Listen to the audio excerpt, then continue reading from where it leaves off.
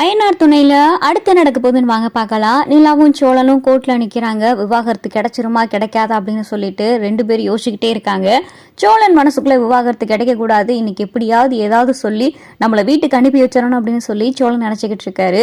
நிலாவுக்கு இப்பயே இந்த நிமிஷமே விவாகரத்து உங்க கொடுத்துடணும்னு சொல்லி நிலா யோசிச்சுக்கிட்டு இருக்காங்க. அப்பதான் பார்த்தா இங்க நீதிபதிக்கு ஒரு போன் வருது. மேடம், உங்களுக்கு எமர்ஜென்சியா ஒரு போன் வந்திருக்கு அப்படின்னு சொல்லிட்டு நீதிபதியோடைய பிஏ வந்து கொடுக்கவும் அப்ப நீதிபதியும் பேசிக்கிட்டு இருக்காங்க. அப்ப பேசையில அவங்களுடைய குடும்பத்துல இருக்கிறவங்க ஒருத்தவங்களுக்கு ஆக்சிடென்ட் ஆயிடுச்சு, ரொம்ப எமர்ஜென்சி அப்படின்னு சொல்லிட்டு போன் வரவும் அப்பதான் நீதிபதி சொல்றாங்க, மன்னிக்கவும் இந்த கோர்ட் இப்போதே கலைகிறது, எனக்கு ஒரு எமர்ஜென்சி வேலையா நான் செல்றேன் அப்படின்னு சொல்லிட்டு நீதிபதி சொன்னதும் அங்க இருக்கிற எல்லாருமே பார்த்துக்கிட்டு இருக்காங்க. அப்பதான் வக்கீல் நிலாவையும் சோழனையும் கூப்பிட்டு, நிலா சோழன் வாங்க அப்படின்னு சொல்லி வக்கீல் கூப்பிட்டவும், என்ன மேடம் என்ன அப்படின்னு சொல்லிட்டு நிலா கேட்கவும், ஜட்ஜ் மேடத்துக்கு ஒரு எமர்ஜென்சி, அதனால அவங்க போயிட்டாங்க, அதனால இந்த கேஸு இன்னைக்கு நடக்கக்கூடிய எல்லா கேஸுமே ஒத்தி வச்சிருக்காங்க, நீங்க அதனால இன்னொரு நாள் உங்களுக்கு ஃபோன் பண்றேன், அப்ப நீங்க கோர்ட்டுக்கு வந்தா போதும் அப்படின்னு சொல்லிட்டு இங்க வக்கீல் சொன்னதுமே இதை கேட்டதும் சோழனுக்கு பார்த்தா பயங்கரமான சந்தோஷம். அப்பாடா, இன்னைக்கு விவாகரத்து கிடைக்காது, கடவுளே நீ இருக்கு அப்படின்னு சொல்லிட்டு சோழன் மனசுக்குள்ள நினைச்சுக்கிட்டு இருக்காரு. அப்பதான் நிலா, மேடம் அடுத்த தடவை வரையில கண்டிப்பா விவாகரத்து கிடைச்சிரும்ல அப்படின்னு சொல்லி நிலா கேட்கவும், கண்டிப்பா கிடைச்சிருமா, நீங்க மியூச்சுவலா தானே ஏற்பாடு பண்ணிருக்கீங்க, அதனால கண்டிப்பா விவாகரத்து கிடைச்சிரும் அப்படின்னு சொல்லிட்டு வக்கீல சொல்லிட்டு கிளம்பிடுறாங்க. என்னங்க சோழன், இன்னைக்கு விவாகரத்து கிடைச்சிரும் நினைச்சா இப்படி ஆயிருச்சு அப்படின்னு சொல்லி நிலா சொல்லிக்கிட்டு இருக்கவும், பரவாயில்ல விடுங்க, அடுத்த தடவை வரையில பாத்துக்கலாம் அப்படின்னு சொல்லி சோழன் மனசுக்குள்ள சந்தோஷப்பட்டுக்கிட்டு இருக்காரு. அதே கோர்ட்ல தான் பார்த்தா பல்லவனுடைய அம்மா மனோகரும் நின்னுக்கிட்டு இருக்காங்க.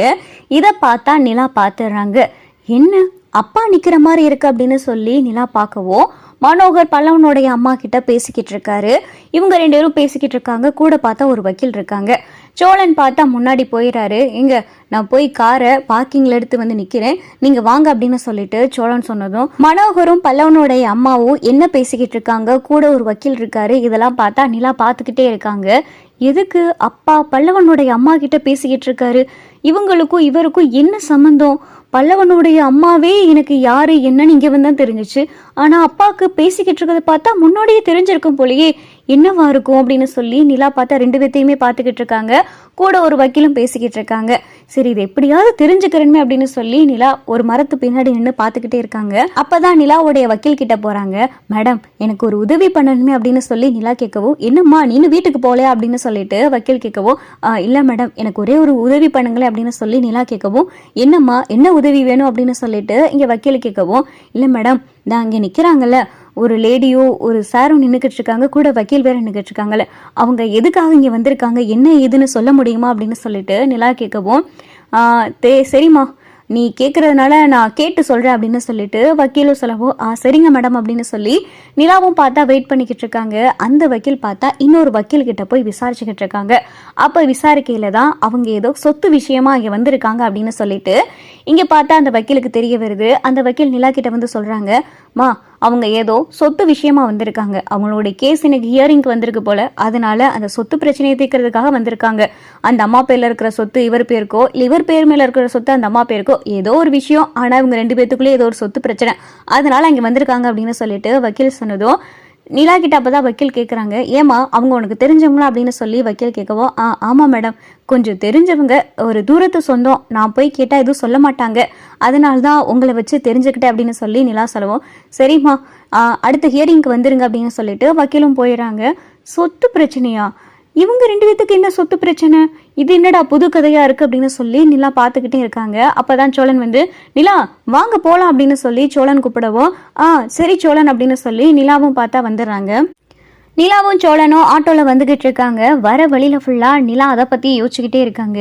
என்னவா இருக்கும், எதுக்கு பல்லவனுடைய அம்மா அப்பா கிட்ட பேசிக்கிட்டு இருந்தாங்க, என்ன விஷயமா இருக்கும், அன்னைக்கு ஃபோன் பண்ணி என்ன ஏதுன்னு கேட்போமா, இன்னைக்கு அப்பா எங்கே போயிருக்காருன்னு கேட்போமா, ஒருவேளை அவங்களுக்கு தெரியலன்னு சொல்லிட்டா இவர் தான் எங்கே போறாரு என்ன வராருன்னு சில விஷயமே வீட்டுக்கே தெரியாது, இவர் இங்கே சென்னையில் இன்னைக்கு சொத்து பிரச்சனையா கோர்ட்ல இருக்காரு, என்னவா இருக்கும் அப்படின்னு சொல்லி நிலா யோசிச்சுக்கிட்டே இருக்காங்க. என்னங்க வானம் அப்ப இருந்து பார்த்துக்கிட்டே இருக்கேன், ஏதோ யோசிச்சுக்கிட்டே இருக்கீங்க, என்ன விஷயம் அப்படின்னு சொல்லி சோழன் கேட்கவும், இல்லை சோழன் உங்ககிட்ட சொல்லலாமா சொல்லக்கூடாதான்னு தெரியல, இன்னைக்கு நம்ம கோர்ட்டுக்கு போயிருந்தோம்ல, ஆமா கோர்ட்டுக்கு போயிருந்தோம், அடுத்த ஹியரிங்க்கு வர சொல்லியிருக்காங்க, என்னங்க இப்போ அதுக்கு அப்படின்னு சொல்லி சோழன் கேட்கவும், இல்லைங்க கோர்ட்டில் எங்க அப்பாவை பார்த்தேன் அப்படின்னு சொல்லி நிலா சொல்லும். உங்க அப்பாவியா?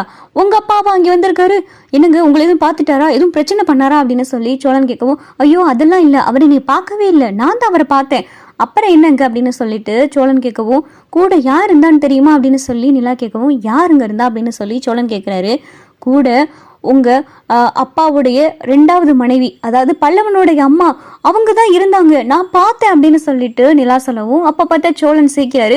எதுக்குங்க இப்ப சிரிக்கிறீங்க அப்படின்னு சொல்லிட்டு இங்க நிலா கேட்கவும், இல்ல பல்லவனுடைய அம்மா எப்படிங்க உங்க அப்பா கூட இருப்பாங்க, என்னங்க போங்க, வேற யாரையாவது பார்த்துருப்பீங்க, உங்க அப்பாவுக்கு தெரிஞ்சவங்க யாராவது அங்க இருந்திருப்பாங்க அப்படின்னு சொல்லிட்டு சோழன் சொல்லவும், ஐயோ நான் சொல்றது உண்மைதாங்க, நான் அவங்கள ஒரு தடவை ஏற்கனவே பார்த்துருக்கேன் தெரியுமா சென்னையில, நான் ஆஃபீஸ் முடிஞ்ச வரையில அவங்களை தெரியாம அடிச்சிட்டேன், அப்ப இனி அவங்க பார்த்துட்டு போனாங்க, அவங்க சென்னையில தாங்க இருக்காங்க, இப்ப கூட பாருங்க, அதுவும் சென்னையில கோர்ட்ல, அதுவும் எங்க அப்பா கூட இருக்காங்க பாருங்க, எனக்கு அதுதான் ஒண்ணுமே புரிய மாட்டேங்குது, அவங்க எதுக்கு எங்க அப்பா கூட இருக்காங்க, அதுவும் நம்ம வக்கீல வச்சு கேட்டு விசாரிச்சு பார்த்தேன், கேட்டது ஏதோ சொத்து பிரச்சனையா, என்னங்க சொல்றீங்க, பல்லவனுடைய அம்மாவுக்கும் உங்க அப்பாவுக்கும் என்னங்க சம்மந்தம் இருக்கும், அதுவும் 2 பேத்துக்கும் சொத்து பிரச்சனைனா எனக்கு ஒண்ணுமே புரியல, தலையே சுத்துது அப்படின்னு சொல்லி சோழன் சொல்லவும், அதுதாங்க எனக்கும் புரியல, சரி இதெல்லாம் தெரியணும்னா யார்கிட்ட தான் கேட்டு தெரிஞ்சுக்கிறது அப்படின்னு சொல்லிட்டு சோழன் கேட்கவும், வேற வழியே இல்லை, எங்க அப்பாட்ட போய் கேட்கவே முடியாது, ஒரு தடவை நான் மறுபடியும் அவங்கள, அதாவது பல்லவனுடைய அம்மாவை நான் பார்த்தேன்னா அவங்கள பார்த்து கண்டிப்பா நான் கேட்டுருவேன், ஆனா இதுக்கெல்லாம் ஒரு சொல்யூஷன்னா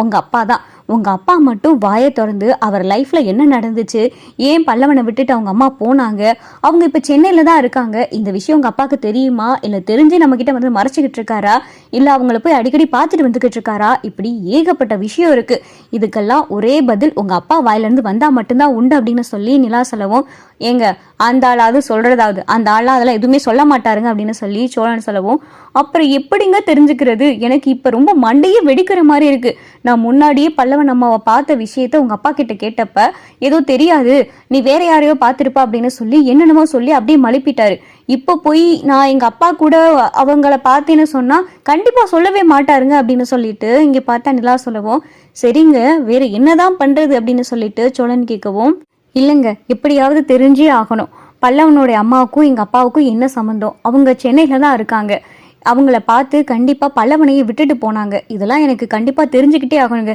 முன்னாடி கூட அவங்கள சும்மா பல்லவனுடைய அம்மாவா தான் நினைச்சுக்கிட்டு இருந்தேன், ஆனா இப்ப என் அப்பா கூட ஒரு சொத்து பிரச்சனையா கோர்ட்ல வந்து நிக்கிறாங்க அப்படின்னு பார்த்ததுமே, அப்ப அவங்கள எங்க அப்பா கூட ஏதோ ஒரு தொடர்பு இருக்கு தானே, ஒருவேளை எங்க அப்பாவுக்கும் அவங்களுக்கும் ரத்த பந்தம் எதுவும் இருக்கா, இல்ல அவங்க 2 பேரும் என்ன எங்க அப்பா கூட பிறந்தவங்களா, என்னன்னே தெரியலையே, எனக்கு தெரிஞ்சே ஆகணும்ல, ஏன்னா அவங்கள பத்தி கண்டிப்பா தெரிஞ்சா அப்ப நீங்க நானெல்லாம் ஒரு விதத்துல ஏதோ ஒரு தொடர்பு படுத்திருக்குன்னு தானே அர்த்தம், ஒருவேளை நீங்க என்னுடைய சொந்தக்காரங்களா கூட இருக்கலாம் அப்படின்னு சொல்லிட்டு நிலா சொல்லவும், அப்படி இருந்தா நல்லதுதானே அப்படின்னு சொல்லிட்டு சோழன் மனசுக்குள்ள நினைச்சுக்கிட்டு இருக்காரு, ஆனா என்னவா இருந்தாலும் நீ விவாகரத்து வாங்குறதை விட்டா மட்டும்தான் நம்மளுடைய பந்தம் நிலைக்கும் அப்படின்னு சொல்லிட்டு சோழன் அவர் பாட்டுக்கு மனசுக்குள்ள நினைச்சுக்கிட்டே வந்துகிட்டு இருக்காரு.